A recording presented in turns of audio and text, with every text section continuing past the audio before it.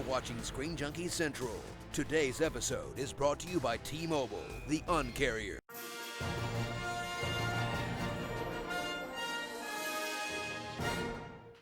Hello, San Diego! Screen Junkies Central in the house. I'm Andy Signor. I'm Hector Navarro. And I have my friend Hector Navarro because we're about to do some amazing Walking Dead talking. Yes. We're talking dead, really. Absolutely. I'm Yeah. so excited, Hector. Suck Can on you that, believe Chris this? Hardwick. Yes, I can't We created believe it. our own Walking Dead after show talking true. about it, and now we have one of the major guys behind He's it here. all. He's the man behind the curtain. He's Literally, here. he's right over there, behind that curtain. I can't wait to bring. Can we just bring him out? Let's just do it, guys. Let's hear it, guys, for Greg Nicotero. Nicotero! Yes, thank you. Thank you so much. Thank you so much. Woo! Wow, hi guys. Yeah, isn't this great? Don't you want to just come out to this all the time? I do. These are the smartest people in San Diego right now. They are. They're the least sweaty and the happiest right now. So I want to just get off right away. Like, we know your effects, and it's amazing. We're going to go through a lot of this, but what I'm most impressed with is you now become like the best director for the show. Thank you. How Thank you. cool is that? It must be so fun for you to now be really like the go-to for all their biggest shows. Like, tell me about that experience of going from one to the other. I'll tell you the first time I directed, it was season 2. It was the episode where Dale gets killed. And I had dinner with Frank Darabont, and he said, listen, you're ready. Do you want a zombie heavy episode or a zombie light episode? I knew it was a trick question. I'm like, that's kind of a trick question. It's a little bullshit. Sorry, guys. But I said, zombie light episode. So I had one walker in the entire episode, but it was the most dramatic. Yeah. It was literally 12 Angry Men where Dale is pleading for the life of this prisoner. And I watched a whole bunch of movies before I had shot the episode. Like I watched Miller's Crossing, that scene with John Turturro on his knees. So I did all this kind of cool homework for it. And had dinner with Jeff DeMunn, and I drew like little schematics and everything. I was so prepared that the camera operators were like, look how cute you are with your little drawings. I was like, yeah, but isn't that what I'm supposed to do? I'll never forget editing the episode, and I called the writer in, and she sat for that last moment where Daryl points the gun and says, I'm sorry, and looks him in the eye. And I looked at the writer, and she was bawling her eyes out. And I was like, that was easy. Damn, I should do this all the time. No, it was actually, I was terrified. I think I confided in Andy Lincoln that I was literally terrified. But starting next, beginning of August, I start my 18th episode. Wow. Round of applause. Come on. So if you really think about it, I've directed over an entire season of The Walking Dead. That's so cool. That's beautiful. Well, Greg, we got to talk about effects. We got a bunch of Walking Dead fans here. We have a bunch of special effects fans. Yeah. And you're one of the masters, and this is the great thing about Comic-Con is that they get to hear from masters such as yourself. How do you keep things fresh and interesting when you're doing new designs for zombies, for walkers? You've been doing this for decades and decades. How do you keep it fresh for yourself? Well, I can tell you one thing. Someone just asked me this. I still love what I do. Yeah. And that's one of the things that The Walking Dead really strives in, succeeds in. Those actors show up every single day like it's their first day on set. I'm a fan, of course. So when we come up with stuff, it'll either be like a cool homage to some other great George Romero movie or some other cool zombie movie, or it'll just be pushing ourselves. You know, every good artist wants to push themselves and wants to break free of any sort of stumbling blocks. And with The Walking Dead, it's given me this great opportunity every season to sort of re-examine what we do and how we do it. I've had the same 5 makeup effects guys on the show with me all 7 years. Wow. And we did a walker. I don't know if any of you guys saw the panel yesterday or you see my Instagram, but we started posting some walkers, just some first look zombies. And we did one on Wednesday, and it was just horribly bloated, just like teeth were missing, and it was just hideous and disgusting. And we took a really skinny stunt guy, and we built him up. And it was just like, let's just try. Why do we have to, let's just build it and make it look cool. And every single guy on my crew, Kevin Wasner did the makeup, and they were like, this is my favorite zombie we've ever done. Like, they're still excited about it. So bringing that enthusiasm, bringing that dedication to it. And I will honestly say, you guys bring a lot of that, because this season 7, which has been unbelievably challenging, from the first episode, which of course I can't talk about, so don't ask me. I already told him backstage. What can I not ask? Okay, great. You Who did can't Negan ask. kill? Anyway, thanks, guys. It's been great. I'll see you. I will tell you a very funny blooper, though. So, season 7, episode 1, which you guys will see in October. It was intense, man, and the actors really went to some insane places. So the last night of shooting, we had 2 cameras rolling, and I got on my knees, and I gave Rick Grimes the bat, and I let him hit me with the bat. And it was the happiest I've ever seen him in 7 years, and it hurt. We had a rubber bat with a blood bag in it. He didn't pull back. He really No, went for it. and I even said, it's like a breakaway bottle. You got to kind of pull it back. And he went, yeah. Wham!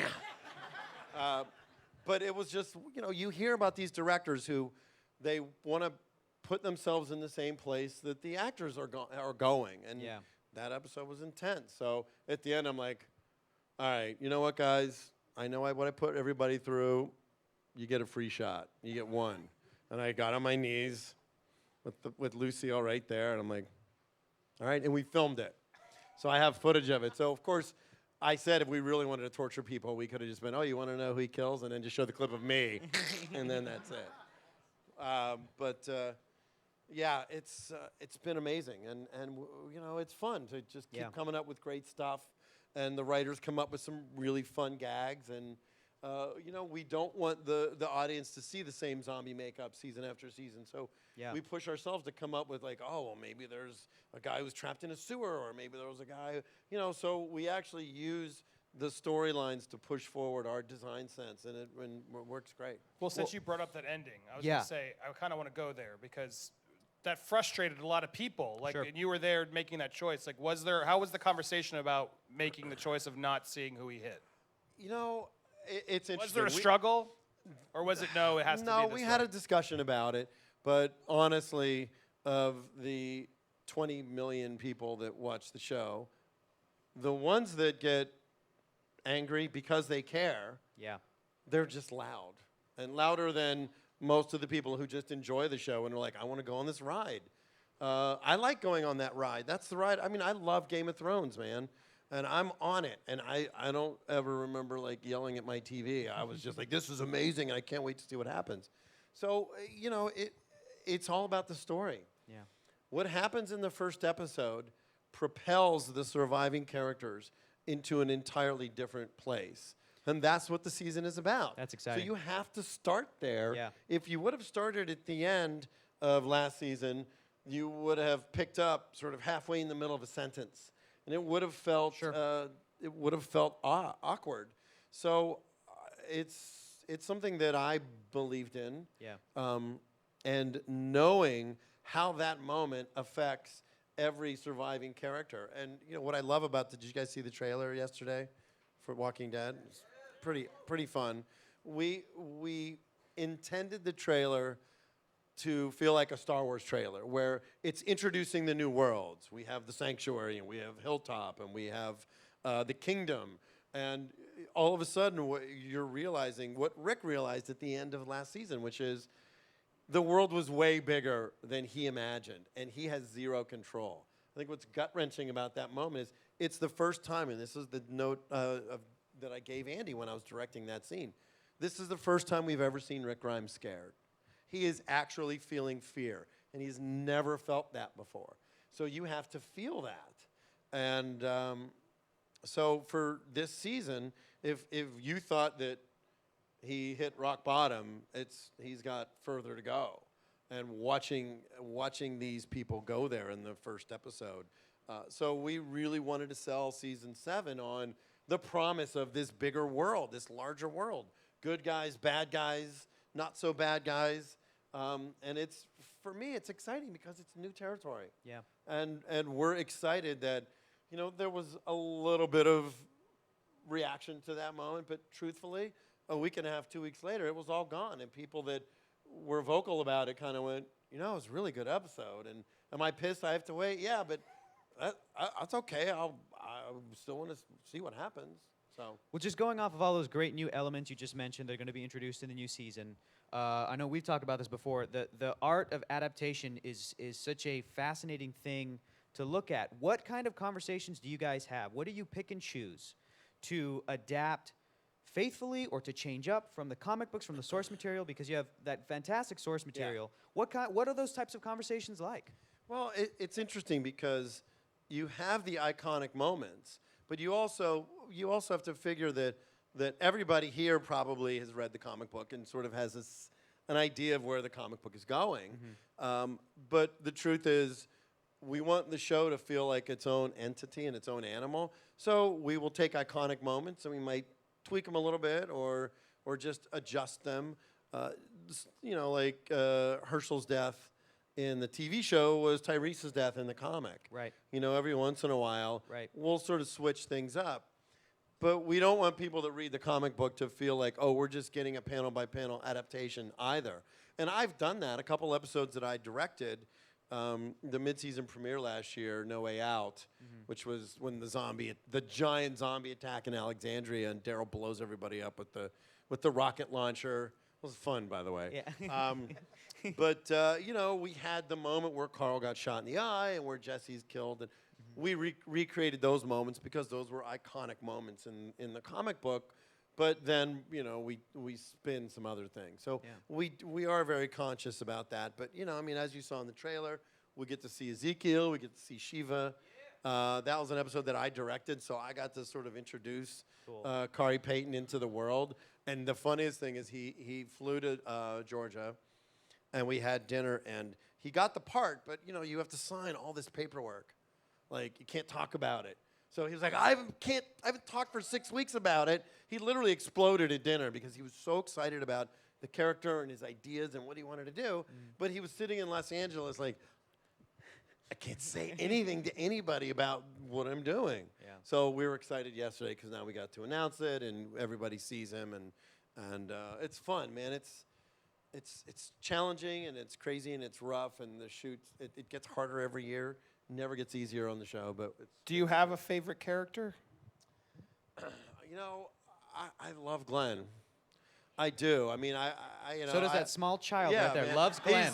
Loves Glenn. I'll tell you though, I was there. Like on day one, I've been with all of these people. Our first day of shooting, John Bernthal and Andy Lincoln were in the cop car. Wow. The first day that we shot with Steven. I was there, and Steve and I had a talk about this the other night, and I'm like, dude, there's like 3 people on the planet that can say they were there the moment that Glenn runs down the street and leads Rick into the back alley in episode 2. Yeah. And I love who he is, and I love his character, and I love what Steven does with him. Yeah. So I would always, I love Andy, and I love Norman, and Jeffrey Dean Morgan is astounding, but I think Glenn has always been the character that I've kind of responded to. I love him too, and we have a segment on our show called "Is Glenn Dead Yet?" I know, yeah, and we so are. Will we be able to keep playing that season next? We that hope game next to season. keep doing it for as long as we possibly can. Oh man, so you guys had a conversation the other night. Was this filming recently, or was it like not on set or something? They were at Comic-Con, Hector. You guys saw what he just did there. Socially, I was already taking up when he let Rick have the first hit. I was like, okay, all right, clues. By the way, if you would have listened when I said last night, okay, we're at Comic-Con. Thank you. So clearly, social visit, great. Not on set, fantastic. Great. No. You know, here's a thing that I love about Walking Dead. We've heard the news that there are plans to continue this story, this epic story, for as long as possible. And we've had this conversation from a storytelling standpoint and from a special effects standpoint. Have you guys had conversations about what these zombies and walkers are going to look like 5, 10, 15 seasons from now? Has there been conversation about the evolution? Do you think there should be an end? Because I've heard names like, we want the show to go on forever. Like, where are your feelings on that? I understand both camps. For me, it's intriguing because, sure, we have those conversations. Like, how long do you think it'll go? I feel like we're still scratching the surface, really. The introduction of these new worlds in season 7 with Negan and all the people that come with him at the sanctuary and the kingdom. It's, to me, I feel like we got a lot of story there. Yeah. In terms of the walkers, you know, the one thing Scott Gimple and I talk about very often is the anatomy of it. You know, I mean, I was pre-med before I got into special effects. That's awesome. So one of the things I will attribute to the realism of our work is the fact that I was going to be a doctor, and then one day I went, hey, so I got a call from George Romero, and he said, hey, you want to come have lunch with me? I grew up in, wait, let me back up. All right, so here's the story. That's insane. Sorry, So cool. His mouth just hit the floor, so I feel like I have to back up. I grew up in Pittsburgh, and my uncle was an actor, and he was in the Crazies. He played a deputy in the Crazies in like 72 or something. So I became friends with George and visited a bunch of his sets when I was like 14, 15 years old. I went to the Monroeville Mall when they were shooting Dawn of the Dead and visited the set of Creepshow. And on the set of Creepshow, he said, hey, man, do you want a job? Like as a production assistant. And you I said, dropped no. out of school immediately. No. Hold that thought. Okay.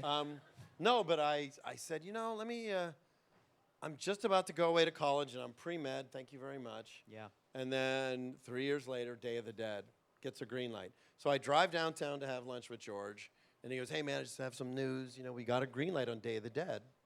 Do you want a job? And my brain went right back to like 3 years earlier when I said no to Creepshow, and I went, yes. And then I had to drive home and tell my folks, hey, I'm going to take a semester off of school. I'm going to work on this movie. Yeah. And I'll go back in December and I'll finish. Yeah. Still haven't gone. Yeah. Like, I think my clothes are still in my dorm room at Westminster College with my books. I just haven't gone to get them yet. You've got to have an 30 honorary years. doctorate by now for all of your anatomical you'd correctness. think, right? Yeah. Somebody, come on, guys, give him a Come on, guys. honorary doctorate. Speaking of which, I just heard you're. Well, you giving me one? Oh. Well, I was. You're speaking not anatomically correct. You're the special makeup artist supervisor for Boogie Nights. Does Yes. that mean you did the thing I hope you did? Of course. Yes. Which But is we again, have young people here who I know. So I was we being. have you're being delicate. a front row of kids right I now. know. So I said And it delicately. And they're looking at us like, please explain what that means. Okay, and I'm so- not going to do it. Yeah, look. so Wait, Greg- he knows? No. No, he does does not. Look, sometimes All in right, whoever said that- Hollywood. All right, good mom. Well, Well, I'm we're, sorry. we're about- hoping that by the time this is over, he still doesn't know. I'm so sorry for what's about to happen, Mom. Greg made a fake pee-pee for a movie. Okay, this kid, he's like, yeah, I've seen Boogie Nights. Okay, great. So He I haven't seen it. We have a lot of He read the questions. script, but he You hasn't read seen it? the Yeah, movie. he's like, I'll get to it. We got a lot of questions about this fake pee-pee. All right. Is it easier to make a pee-pee that looks natural, like a human pee-pee, instead of something being like ripped apart by zombies? How many prosthetic pee-pees did you make for the movie? Where are all of the fake pee-pees now? Did you have a sense when working on the pee-pee that it would occupy such a central Does place it really in the say movie? pee-pee Yeah, on it? no. Give it to me. No. Give me that card. No, it doesn't. I had to work on the fly. All They right. All right. Kids, I apologize.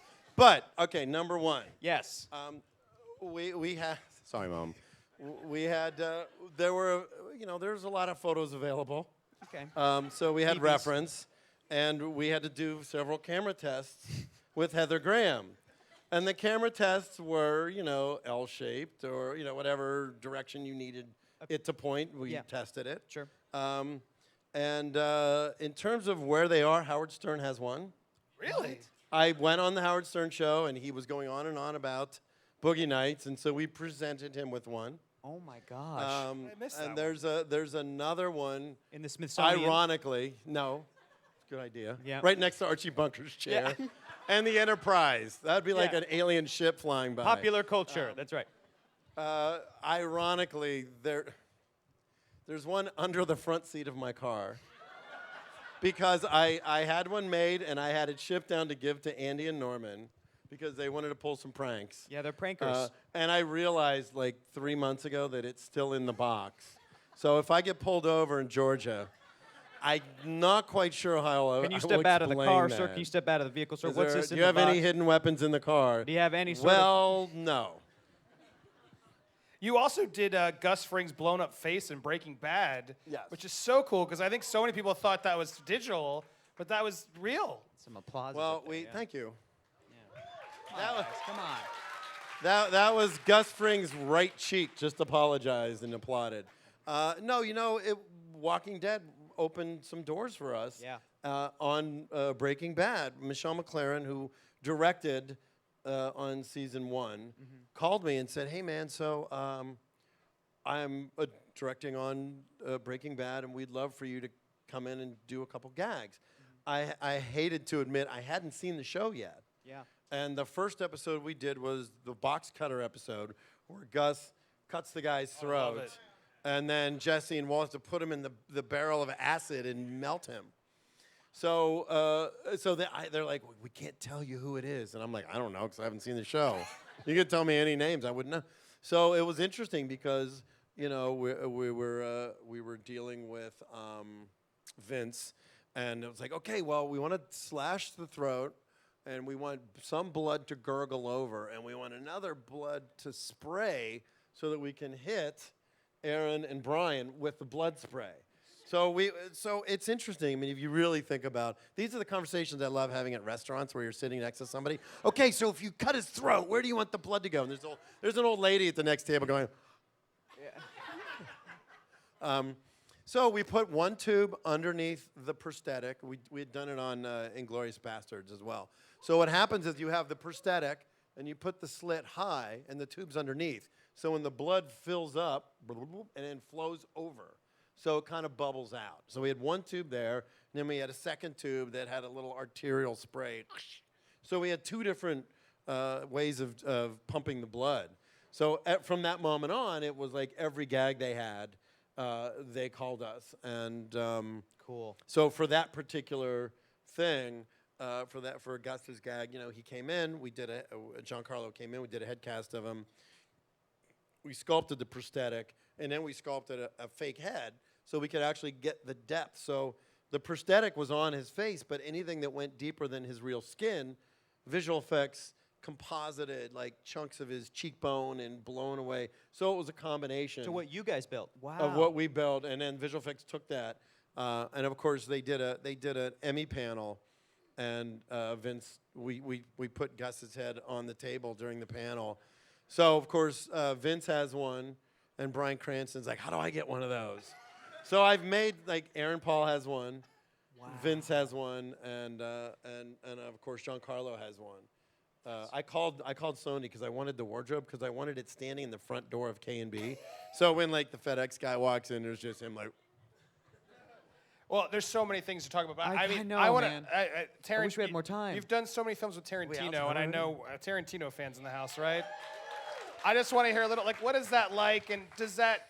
You've worked with so many great directors. Like, has that, what have you borrowed and what have you learned from him? And that's a great, thank you. That's an amazing question, because I feel like, and you didn't use the word PP. I think I've had the greatest film school experience in the world, working alongside Wes Craven and John Carpenter and George Romero and Robert Rodriguez and Frank Darabont, Spielberg and Quentin.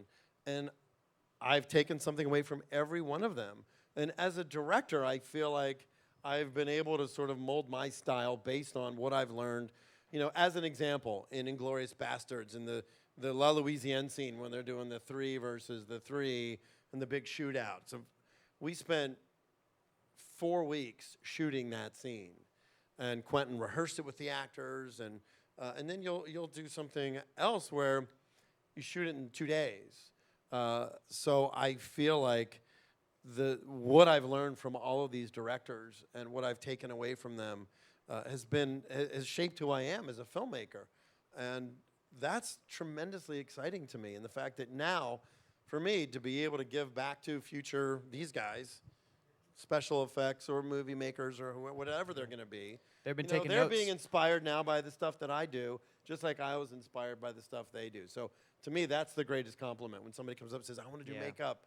I really feel that The Walking Dead has sort of reinvigorated practical makeup effects to a whole new generation that hadn't seen it. You never saw anything like that on TV 7 years ago. Yeah. So that makes me proud, So talking about inspirations, I think I got to know this. This is a really, really great question. What movie do you think has the all-time best special effects? What kind of stuff were you inspired by that wanted you to get into the business? All right. Well, best special effects, I would say John Carpenter's The Thing. Rob Bottin, still to this day, and it's interesting because I work with John quite a bit. Yeah. And he talked about the making of that movie and how at the time people had such a negative reaction to the film because they felt it was so gory and people were nauseated by the blood. And now it's literally a masterclass in suspense, in filmmaking. In terms of my favorite movies, Jaws and Dawn of the Dead fight each other, zombie versus shark, like every single day. And then one day Jaws wins, and the next day the original Dawn of the Dead, of course. So those are the movies that when I saw them in the theater, I just, like, my world was different when I walked out. I remember standing in line to see Jaws, and in the lobby they had, like, the lobby cards, and there was, go ahead. I was going to say, you're a big Jaws fan, right? Huge. Have I heard you have a Bruce shark? I have, yes, we recreated Bruce, the head, for Jaws Fest for the 20th anniversary. Cool. And I worked with Roy Arbogast and Joe Alves, who were the production designer and the effects guy, and they gave me some of the teeth, and I put the real teeth in it. And I still have this fantasy of putting the head in my swimming pool with a fountain of red just shooting out of the mouth. But then I figure, like, after 30 seconds, the entire pool will be red and the effect will be over. But I haven't figured it out yet. But, you know, to me, it's a little bit of a bummer today, I will say, because it's so easy to find out how they did it. Yeah. You can go online and you go type in, how did they do that? And there'll be like 50 articles. But when I was a kid, when The Exorcist came out, there wasn't an art. You couldn't look up, like, how did they transform Linda Blair into this? You just watched the movie and went, fuck, they really did that. Like that woman, they must have gone, like, you know, casting audition for possessed girls and use her. Projectile vomit. But nowadays, because that information is out there, it's a blessing and a curse. It's a blessing because it's fascinating and you want to learn how they do it. Yeah. But it takes the magic away. And, you know, for me, practical effects is so critical. You know, with visual effects, it's a fantastic medium and a great art form. I always feel like there's a perfect meld between the two. Mm-hmm. And you use the tool as needed. And that's my job, is to go to the director and say, we can build this. And then if you need it to run across the room and rip through all those string lights, you do a CG character, and then we'll pick it up there, and we'll pick it up there. But those movies, they still inspire me, and I still love them. And I bought a house in Georgia, and every time somebody comes over, the attic was empty when I bought it, and I was like, this could either be a great haunted house or a little movie theater. So I put a little movie theater up there, and every time somebody comes over, hey, well, check it out, and I just put Jaws on. They're like, have you not seen Jaws? I'm like, yeah, just look, it's Jaws. Again, Come let's on. watch. Well, you've inspired a lot of people, and I'm so grateful you made time for here in this crowd. How about a round of applause for Greg Nicotero? Greg Nicotero. Thanks, guys. I hope someday we got to figure out a way that the Screen Junkies come see your shop and see the amazing things you have. And go see Suicide Squad. We did Killer Croc. Yeah, you did Killer Croc. We did Killer Croc. I just came from Hall H. Everybody was going crazy. Tell me about Killer Croc. How Yeah. cool is Okay, that? David Ayer. I worked with Jerome Chen on Amazing Spider-Man 2, and it was a fascinating experience because we had to design the character before we had the actor. Dave Grasso, John Wheaton, myself, we designed this amazing character. You know, we didn't want him to be crocodile face. We had to keep the humanity of Adewale in there. How many versions were you processing? Because it is a hard character to sort of make real. Not that many, ironically. I mean, the director, David, knew very much what direction he wanted to go, and I was happy that we sort of got there. So we did all our research prior to when they cast him. So by the time we got Addie, it was the beginning of March, and we started shooting like the end of April. So we turned it around quick. So because I'm fascinated with that. So David Ayer has his vision, you have a vision. Like, how does that work? Do you then pitch, here's some takes we're thinking based on his notes? Yeah, and it was a very good experience because your job is to translate what the director wants. and then keep your artistic vision in there as well. So, like the idea of eyes, you know, we didn't want contact lenses in him because he was completely covered. He had dentures, full head, full torso. I mean, Chris Nelson applied the makeup, and Sean Sansom up in Toronto, and it was intense, and it was just very. So we didn't want to have to put contact lenses in him. But I remember during filming, they're like, we kind of like Addie's eyes in there. And we sort of pitched to them, guys, I know, but just take it one level further. Put a little CG, little nictating membrane in there. Looks so cool. So I haven't seen the movie yet, but obviously I've seen a lot of promos. And Just I'm came really from- excited about it. Yeah. Can't be more proud of David and everybody involved. So Awesome. So go check that out. August see 5th it. is when it's coming out, guys. Walking Dead October, Suicide Squad this August. Thanks, guys. Ladies and gentlemen, Greg Greg Nicotero. Thank you so much for watching. We'll have some more fun stuff. Stay tuned. But more last time, thank you so much, Greg. Thanks again to sponsor T-Mobile. With double the LTE coverage, get your Screen Junkies fix in more places. To watch our previous show, click to the left. And to view everything else from Screen Junkies Central, click to the right.